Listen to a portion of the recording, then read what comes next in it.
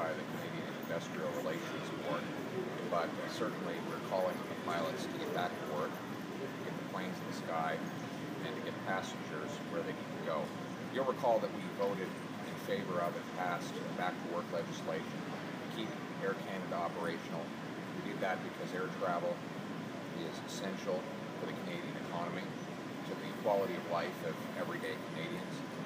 And today we're calling on the pilots to get back to work, to get the planes in the sky, get passengers where they need to go. It's essential for the well-being of people, the traveling public, but also for the Canadian economy. Does that mean that you or Air Canada are going to be referring this to the Canadian Industrial Relations Board?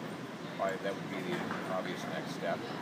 It is, that there are laws in place to prevent against illegal industrial actions by workers in any sector, in any federally regulated sector. And we want to ensure that those laws are enforced and that the traveling public is protected.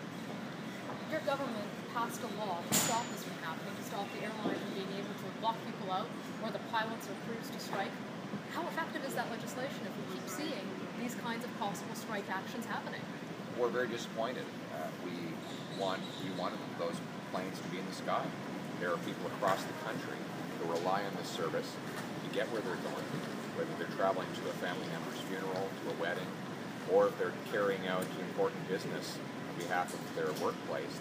This is a critical national service that we wanted to protect, and we took that action. Keep in mind that if the Liberals and NDP had their way, there would be no back-to-work legislation, and there would be strikes throughout all of Air Canada, and there would be thousands of Canadians stranded. The economy would be terribly harmed under those circumstances. Are you concerned about your ability to actually get Air Canada to function and to work if this sort of thing just keeps happening? Or is this the beginning of labour unrest in Canada under a Conservative government because of the tensions there? I think it's very disappointing to see these sorts of things happening at Air Canada. We have, of course, taken every possible step within our reach in order to protect the traveling public against these kinds of unwarranted work stoppages. We're going to continue to take all the actions we can. Our priority is singular: Canadian travel. How do we allow him or her to get where they're going on time? That's the action that we've taken so far, and we'll continue to follow this situation to see if there are any steps that we can take.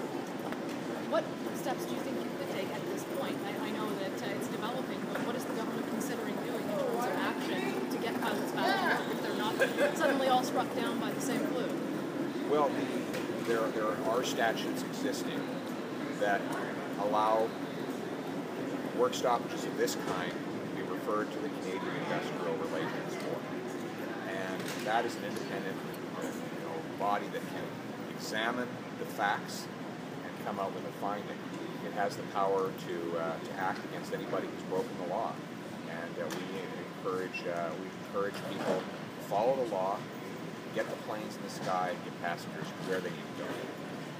Pierre, thank you very much for your time. We appreciate you taking the time to speak with us and coming all the way up to the airport.